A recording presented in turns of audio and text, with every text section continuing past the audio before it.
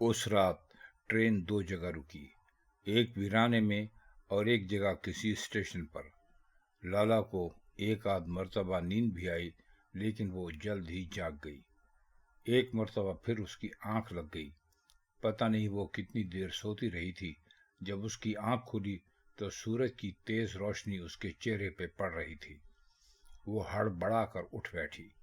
یہ کوئی آبادی تھی، لائنوں کے پار ٹریفک چل رہا تھا۔ اس کا ڈبہ ایک الگ جگہ کھڑا تھا، اور جس ٹرین میں اس نے رات بھر سفر کیا تھا وہ اس ڈبے کو چھوڑ کر نہ جانے کہاں چلی گئی تھی۔ کیا یہ لاہور ہے؟ اس نے سوچا۔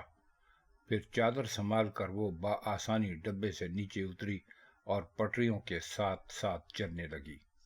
اس کے اور اس سڑک کے درمیان، جہاں ہر قسم کا ٹریفک چل رہا تھا، لوہے کا ایک جنگلہ تھا جس میں چوڑی چوڑی پٹیاں لگی تھیں، اور وہ اس کے پار بخوبی دیکھ سکتی تھی۔ ایک جگہ تین لڑکے بیٹھے تاش کھیل رہے تھے۔ وہ ان کے قریب سے گزری تو ایک نے فحش جملہ کسا۔ ایسا جملہ کسی نے گاؤں میں کسا ہوتا تو لالا اس کی زبان کھینچ دیتی، لیکن وہ یہاں کوئی تماشا نہیں چاہتی تھی، اس لیے خاموشی سے چلتی رہی۔ جلد ہی اسے جنگلے کی ایک جگہ سے دو نکلی پٹیاں دکھائی دیں۔ یہ پٹیاں کسی نے اپنے آر پار جانے کی سہولت کے لیے جان بوجھ کے نکالی تھیں، اور ایسا کرنے سے اتنا راستہ بن گیا تھا کہ ان میں سے بآسانی باہر نکل کے سڑک پر پہنچا جا سکتا تھا۔ لالا اسی راستے سے نکلی اور سڑک پر آ گئی۔ یہ غالباً اسٹیشن کا پچھواڑا تھا، لیکن پھر بھی کئی جگہ دور جانے والے مسافر اپنے اپنے سامان کے ساتھ قطار کی صورت فٹ پاتھ پہ اگی گہری چھاؤں والے درختوں کے سائے میں پڑے تھے۔ چند کھوکے بھی تھے جن کے قریب گندی میزیں اور بینچیں پڑی تھیں، جن پر بیٹھے لوگ جبڑے ہلا ہلا کے ناشتہ کر رہے تھے۔ سالن کی اشتہا انگیز خوشبو لالا کے نتنوں میں پہنچی تو اس کی نہ جانے کب سے سوئی بھوک جاگ اٹھی۔ اسے پیاس بھی لگ رہی تھی۔ پھر اس کی نظر گھنے درخت کے نیچے لگے نلکے پر پڑی، جس کی ڈھیلی ٹوٹی کو ایک کپڑے سے کس کے باندھنے کے باوجود اس سے قطرہ قطرہ پانی ٹپک رہا تھا۔ لالا سڑک پار کر کے نلکے کے قریب پہنچی۔ اس نے پانی اوک میں بھر بھر کے پیا اور جی بھر کے منہ ہاتھ دھویا۔ اسے حیرت ہوئی کہ اس کے چہرے اور ہاتھوں پر کس قدر گرد و غبار تھا کہ شروع میں بہنے والا پانی بھی مٹیالہ ہو گیا تھا۔ پھر چادر سے چہرہ خشک کرتے ہوئے اس نے کسی کی آواز سنی، اور پانی پینا تھا تو گلاس لے لیا ہوتا۔ لالا نے گھوم کے دیکھا۔ ایک درمیانی عمر کا آدمی جس نے چارخانے کی دھوتی اور بنیان پہن رکھی تھی اور جس کا پیٹ قدرے آگے کو نکلا ہوا تھا، اپنے پان سے سرخ ہونٹوں سے مسکراتا اس کے قریب کھڑا تھا۔ لالا نے برا سا منہ بنایا اور چلنے لگی۔ آدمی اس کے ساتھ چلا۔ گلو نام ہے میرا، 15 سال سے اسٹیشن پر لوگوں کی خدمت خلق کرتا ہوں، اڑتی چڑیا کے پر گن لیتا ہوں۔ لکھوا لے مجھ سے تو گھر سے بھاگ کے آئی ہے، اور اس شہر کے لوگ بڑے بھینچو ہیں۔ گلو نے لالا کے ساتھ ساتھ چلتے ہوئے کہا۔ اس شہر کے لوگ کیسے تھے اس کا اندازہ تو لالا کو ڈبے سے اترتے ہی ہو گیا تھا، جب تاش کھیلتے لڑکوں نے اس کے حوالے سے ایک گندا فقرہ کہا تھا۔ وہ رکی۔ تجھے کیا؟ میں مامے سے ملنے آئی ہوں۔ یہ کہہ کر وہ چلنے لگی، لیکن اس بار گلو نے اسے سامنے سے روکا۔ مامے سے ملنے آئی تو تیرا سمیان کدھر ہے؟ نہ اب یہ نہ کہنا کہ گم ہو گیا رستے میں۔ لالا کو قدرے تعجب ہوا کہ وہ یہی جواب دینے والی تھی۔ گلو پھر مسکرایا۔ گلو نہ ہے میرا، مصیبت زدوں کی مدد کرتا ہوں۔ تیری شکل ویسے بھی میری مری ہوئی بہن سے ملتی ہے۔ 2 گھڑی بیٹھ کے مجھے بتا تو صحیح تیرے ساتھ ہوا کیا ہے؟ لالا نے سوچا کہ وہ گلو کی مدد لے لے، لیکن اس نے شہری ٹھگوں کے بارے میں بہت کچھ سنا ہوا تھا، پھر بھی وہ دہلی دل میں مسکرائی۔ اس نے کیا ٹھگ لینا ہے مجھ سے؟ ہو سکتا ہے یہ کوئی اچھا آدمی ہے، ہو سکتا ہے اسے نورے کی فیکٹری کا پتہ ہو۔ پھر وہ یہ بھی تو کہہ رہا تھا کہ میری شکل اس کی مری ہوئی بہن سے ملتی ہے۔ لالا نے لمحہ بھر میں سب کچھ سوچا۔ گلو نے خاموشی کو نیم رضا جان کے ایک طرف اشارہ کیا۔ اللہ رسول کو گواہ کر کے کہتا ہوں کہ میرا تیرے ساتھ کوئی مطلب نہیں ہے۔ تو اکیلی ہے، تھکی ہوئی بھی لگتی ہے اور بھوکی بھی ہے۔ 2 گھڑی بیٹھ کچھ کھا پی لے۔ لالوں کو واقعی شدید بھوک لگ رہی تھی۔ وہ شش و پنج میں تھی۔ اس نے گھوم کے کھوکھوں پہ کھاتے پیتے لوگوں کو دیکھا تو بھوک کی ایک تیز لہر اس کے پیٹ سے گزر گئی۔ پھر اس نے سوچا، یہ یہاں اتنے لوگوں کی موجودگی میں میرا کیا کر لے گا؟ کھانے کو کہہ رہا ہے، کیا پتہ مجھے نورے تک پہنچا بھی دے۔ اس نے مسکرا کے اسبات میں سر ہلایا۔ تو نے مجھے بہن کہا ہے نا؟ گلو مسکرایا اور سینے پہ ہاتھ رکھ کے قدرے جھکا۔ ہاں کہا ہے، چل، وہ سامنے درخت کے نیچے میرا ڈیرا ہے۔ لالا گلو کے پیچھے چلی اور جلد ہی وہ ایک گھنے درخت کے نیچے پہنچ گئے۔ یہاں گھنے درختوں کے سائے میں 2 چارپائیاں پڑی تھیں۔ یہ جگہ قدرے ہٹ کے تھی اور یہاں پر اکا دکا لوگ ہی تھے۔ ایک چارپائی پر ایک نیم برہنہ آدمی مالش کروا رہا تھا۔ گلو نے قریب پہنچتے ہی اسے ماں کی گالی دے کر کہا، اوے کسی اوتری کے بچے، ہر ٹائم مالش ہی کراتا رہتا ہے، دیکھتا نہیں تیری ہمشیرہ پنڈ سے آئی ہے؟ جا کوبے سے کہے 1 پلیٹ مرغ چھولوں کی اور 4 نان دے، 2 ٹانگیں ڈلوانا اور 1 ٹھنڈی بوتل بھی جلدی۔ مالش کرانے والے آدمی نے ایک نظر لالوں کو دیکھا اور لالوں کو نہ جانے کیوں لگا کہ اس کے ہونٹوں پہ ایک دبی دبی سی مسکراہٹ تھی۔ مالشیے نے ہونٹوں میں کچھ کہا اور اپنی بوتلیں جھنجھناتا وہاں سے چلا گیا۔ پورے 15 سال ہو گئے اسٹیشن پہ۔ وہ جو سامنے گودام ہے نا، ان میں ٹھیکہ چلتا ہے میرا۔ یہاں بچہ بچہ جانتا ہے مجھے، بے فکر ہو جا۔ اچھا تو کیا چکر ہوا تیرے ساتھ؟ سوتیلی ماں مارتی تھی یا باپ کسی جگہ زبردستی بیاہ کرانا چاہتا تھا، یا پھر کس حرامی نے کوئی مستی کر دی تھی؟ اگر ایسی بات ہے تو فکر مت کرنا، ادھر بڑی اچھی واقفی ہے اپنی، 3-4 مہینے کا تو کوئی مسئلہ ہی نہیں، ٹھیک ہے نا؟ لالا کو قدرے شرم آئی۔ نہیں، ایسی کوئی بات نہیں، وہ سر جھکا کے بولی۔ گلو زور سے ہنسا، اس کے چہرے پر لالی پھیل گئی۔ اس نے پھر لالا کو ایک مرتبہ غور سے دیکھا اور دھوتی بے تکلفی سے رانوں تک اٹھا کے اپنی منڈی ہوئی ران کھجا کے بولا، دیکھ بھائی کہہ دیا ہے تو پھر سب بتا مجھے، نہیں تو میں تیری مدد کیسے کروں گا؟ بول، شاباش۔ پہلے تو لالا کا جی چاہا کہ سب کہہ دے، لیکن وہ اتنی جلدی کسی اجنبی پر یقین نہیں کرنا چاہتی تھی۔ میں نورے کو ڈھونڈنے آئی ہوں، منگیتر ہے میرا، بچپن میں منگنی ہو گئی تھی، اب ابا میری شادی کسی دوسری جگہ کرنا چاہتا ہے۔ لالا نے سنبھل کر آدھا سچ بولا۔ گلو زور سے ہنسا اور پھر چارپائی سے پرے تھوک کے بولا، سمجھ گیا، بالکل سمجھ گیا، پرواہ نہ کر، کسی کو ڈھونڈنا تو 1 منٹ کا کام ہے میرے لیے۔ لالا نے یہ سوچے بغیر کہ وہ اس وقت کس شہر میں بیٹھی ہے جھٹ سے کہا، وہ ادھر لاہور میں جوتے بنانے والی فیکٹری میں کام کرتا ہے، حیات شو فیکٹری، نورا نام ہے اس کا۔ پھر امید بھری نگاہوں سے گلو کو دیکھنے لگی۔ گلو کے چہرے پر پہلے حیرت اور پھر ایک طویل مسکراہٹ پھیلی۔ ادھر لاہور میں؟ ہاں ٹھیک ہے، مجھے پتا ہے وہ فیکٹری کدھر ہے، کھانا کھا لے پھر چلتے ہیں دونوں بہن بھائی۔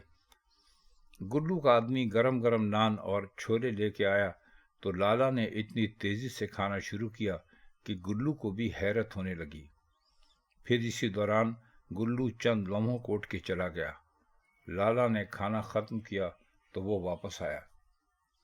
میں نے ادھر ٹیلی فون کیا ہے فیکٹری میں، نورا ادھر ہی کام کرتا ہے، پر اس ٹائم وہ اپنے کوارٹر میں سو رہا ہے۔ اس کی ڈیوٹی 6 بجے شروع ہوتی ہے، پر تو پرواہ نہ کر، سمجھ کام ہو گیا تیرا۔ کھانا اب جھٹ بٹ کھا لیا، اب آرام بھی جھٹ پٹ کر لے، ٹھیک ہے؟ لالا کو اب گلو پر کچھ اعتبار آ چلا تھا۔ وہ مسکرائی۔ ادھر آرام کر لوں، سڑک پہ؟ گلو مسکرایا اور اس نے درخت کے تنے کے عقب میں اشارہ کیا۔ ادھر لالا نے ابھی تک نہیں دیکھا تھا۔ بانسوں اور سرکنڈوں سے بنی ایک میلی سی جھونپڑی کھڑی تھی۔ گلو مسکرا کر بولا، برے موسم کے لیے ٹھکانہ بنایا ہوا ہے، ورنہ گھر تو میرا شہر میں ہے، چل دیکھ لے۔ لالا جھجکتی ہوئی اٹھی اور گلو کے ساتھ جھونپڑی میں داخل ہو گئی۔ جھونپڑی کا کوئی دروازہ نہیں تھا۔ ایک کونے میں ملگیا سا بستر پڑا تھا اور کونے میں دیسی شراب کی خالی کپیوں کا ڈھیر، جنہیں لالا قطعی نہیں پہچان سکی۔ گلو نے کہا، ٹھاٹ سے سو، میں 5 بجے جگا دوں گا تجھے۔ جھجکتی ہوئی لالا میلے بستر پر بیٹھی، پھر نیم دراز ہوئی تو جیسے اس کی آنکھیں خود بخود ہی بند ہونے لگیں۔ پھر اسے گہری نیند نے آن لیا۔ چند لمحوں بعد وہ کسی بچے کی طرح سو رہی تھی۔ سردار نعیم کے لیے شہر کوئی نئی جگہ نہیں تھی۔ وہ یہاں برسوں پڑھتا رہا تھا۔ یہاں اس کے بہت سے دوست تھے، اس کی طرح کے وہ لوگ جنہوں نے پیدا ہوتے وقت سونے سے بڑھ کر کسی چیز کے چمچ کو منہ میں لے رکھا تھا۔ سردار نعمان چاہتا تھا کہ وہ زندگی کا یہ رخ بھی اچھی طرح دیکھ لے، اس لیے اس نے اسے ہمیشہ ہاسٹل میں رکھا تھا۔ لیکن زندگی کا یہ رخ اس وقت تک نہیں دیکھا جا سکتا جب جیب خالی ہو، اور چونکہ سردار نعیم کی جیبیں ہر وقت بھری رہتی تھی، اس لیے وہ اور اس کے دوست جب چاہتے وارڈن کو کوئی دے دلا کر راتوں کو ہاسٹل سے غائب ہو جایا کرتے تھے۔ اور پھر وہ شہر میں رات بھر کیا کرتے پھرتے تھے، اس پر کسی تبصرے کی ضرورت نہیں۔ سردار نعیم کو اس کوٹھی میں رہنے کو کہا گیا تھا جو اب تک سائرہ کے زیر استعمال تھی۔ سردار نعیم کے ساتھ مندری اور ہدایت تو علاقے سے آئے ہی تھے، اس کے علاوہ 3 ملازم مند اور بھی تھے، عنایتی، جورا اور کالیا۔ سردار سلطان کے ہر ملازم کی طرح یہ تینوں بھی مسرور تھے اور سردار سلطان اور سردار نعیم کی سرپرستی میں تھے۔ سردار نعیم جس شام وہاں پہنچا، اسی شام سردار نعمان بھی آ گیا۔ وہ یہ دیکھنے آیا تھا کہ بیٹا وہاں خوش تھا کہ نہیں۔ یہ سردار نعمان نے سردار نعیم کو بتایا تھا، حالانکہ وہ دیکھنے یہ آیا تھا کہ سردار نعیم نے شہر پہنچتے ہی کسی قسم کی عیاشی تو شروع نہیں کر دی۔ وہ اپنے بیٹے کو بہت اچھی طرح جانتا تھا اور اسے یہ بھی پتا تھا کہ رسوخ چاہے کتنا ہی ہو، اپنے علاقے اور شہر میں بہت فرق ہے۔ وہ یہاں کی نام نہاد اعلیٰ سوسائٹی میں بہرحال ایک مقام رکھتا تھا اور چاہتے تھا کہ اس کا بیٹا بھی اس ماحول سے اچھی طرح واقف ہو جائے۔ اسے بیٹے کی شراب نوشی یا صنف مخالف سے اختلاط پر کوئی اعتراض نہیں تھا۔ وہ بس یہ چاہتا تھا کہ اس کا بیٹا جو بھی کرے اس کا نام نہ اچھلے۔ وہ آج کل جس پارٹی سے وابستہ تھا، وہاں سبھی فرشتے نہیں تھے، بلکہ یوں کہنا زیادہ مناسب ہوگا کہ کوئی بھی فرشتہ نہیں تھا۔ ان میں سے اکثر اسی کی طرح کے تھے جو ہوا کا رخ دیکھ کر چلا کرتے تھے۔ ان 22 سالوں میں سردار نعمان نے 4 مرتبہ اپنی وفاداریاں تبدیل کی تھیں۔ 2 مرتبہ وہ دوسری پارٹیوں میں گیا تھا اور 1 مرتبہ پھر اپنی پرانی پارٹی میں واپس آیا تھا۔ نعیم کی کوشش تھی کہ اس کا باپ جلد از جلد یہاں سے چلا جائے۔ کچھ ہی دیر بعد اس کا پرانا دوست اکبر قریشی آنے والا تھا اور اکبر نے اسے کہیں لے جانے کا وعدہ کر رکھا تھا۔ جاتے آتے سردار نعمان کو جیسے کچھ یاد آ گیا۔ یہاں کی رونقوں میں پڑھ کے یہ مت بھول جانا کہ ہم نے سائرہ کو بھی واپس لے جانا ہے۔ نعیم کو اس تذکرے سے بس اس حد تک دلچسپی تھی کہ وہ سائرہ کا یوں گھر سے بھاگ جانا اپنے خاندان کی حد تک خیال کرتا تھا وہ سائرہ سے دادا اور باپ کے کہنے پر شادی بھی کر لیتا، لیکن اسے بیوی کی مستقل حیثیت دینا اس کے بس کی بات نہیں تھی۔ نعیم نے بے دلی سے اسباب میں سر ہلایا اور اکبر کو فون کرنے لگا۔ سردار نعمان نے جیپ میں بیٹھنے سے پہلے مندری اور ہدایت کو سخت الفاظ میں مخاطب کیا۔ مجھے ایک ایک بات کی رپورٹ ملنی چاہیے، سمجھے؟ وہ کہاں جاتا ہے، یہاں کون آتا ہے، ایک ایک بات۔ مندری نے سر ہلا کر کہا، جی سائیں۔ سردار نعمان نے جیپ سٹارٹ کرنے سے پہلے جیپ کے کسی خانے سے درمیانے سائز کی نوٹوں کی ایک گڈی نکال کے ہدایت کے ہاتھ میں دی۔ بانٹ لینا آپس میں۔ جیپ گیٹ سے نکل گئی تو مندری نے مسکرا کے کہا، مجھے اندازہ نہیں تھا کہ ہمیں سرداروں نے یہاں چوکیدارے کے لیے بلوایا ہے۔ دونوں ہنسے اور ہدایت تھوک لگا کے نوٹ گننے لگا۔ چھیمو جب کمرے میں پہنچی تو دروازہ کھولنے سے پہلے ہی چابی لگاتے ہی اسے اندازہ ہو گیا تھا کہ دروازہ اندر سے بند نہیں تھا۔ یہ اس کا شاہ رحمت اور لالا کے پاس جانے کا وقت نہیں تھا، لیکن مجبوری تھی۔ شاہ رحمت کا اکلوتا بیٹا امریکہ سے فون کر رہا تھا اور واضح تھا کہ شاہ جی سے ابھی بات کرائی جائے۔ چھیمو اس سے اس کے سوا اور کچھ نہیں کہہ سکتی تھی کہ شاہ جی آرام کر رہے تھے، لیکن پھر اس نے مسلسل اصرار کیا اور 10 منٹ بعد فون کرنے کو کہا تو چھیمو کے پاس اس کے سوا اور کوئی راستہ نہ رہا کہ وہ شاہ رحمت کو جس حالت میں بھی ہو فون کے بارے میں بتائے۔ اسے بڑی حیرت ہوئی کہ یہ دروازہ آخر کھلا کیسے رہ گیا۔ اس نے اپنے ہاتھوں سے باہر سے تالا لگایا تھا۔ پھر وہ کمرے میں گئی اور پوری روشنی میں اس نے شاہ رحمت کو نیم بے ہوشی کے عالم میں دیکھا۔ اس کے سر کے چاروں طرف خون پھیلا ہوا تھا اور قریب ہی وہ گلدان پڑا تھا جس سے شاہ رحمت کو زخمی کیا گیا تھا۔ چھیمو لمحہ بھر تو یوں کھڑی رہی جیسے اس کا اس واقعے سے کوئی تعلق نہ ہو، یا جیسے وہ کوئی خواب دیکھ رہی ہو۔ پھر اس نے ایک دلدوز چیخ ماری اور باہر کی طرف دوڑ گئی۔ اگلے آدھے گھنٹے میں وہاں کئی کام ہوئے۔ شاہ رحمت کی مرہم پٹی کی گئی۔ اس کا خون بہنا تو پہلے ہی بند ہو گیا تھا، لیکن اسے تیز بخار تھا۔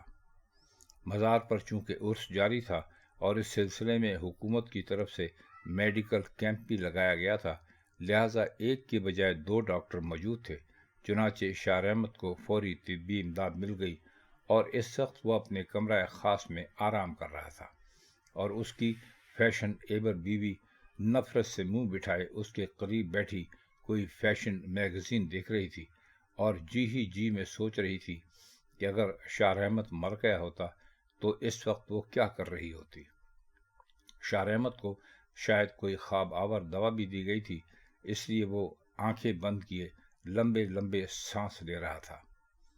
اگلا کام یہ کیا گیا تھا کہ لالا کی تلاش میں آدمی روانہ کر دیے گئے تھے اور انہیں حکم دیا گیا تھا کہ لالا جہاں ملے اسے مار کے وہیں دفن کر دیا جائے، کیونکہ لالا اگر بول پڑتی تو ہونا ہوانا تو کچھ بھی نہیں تھا، ایک مقدس جگہ اور اس کے مقدس رکھوالوں کا نام خواہ مخواہ اخباروں میں اچھلتا۔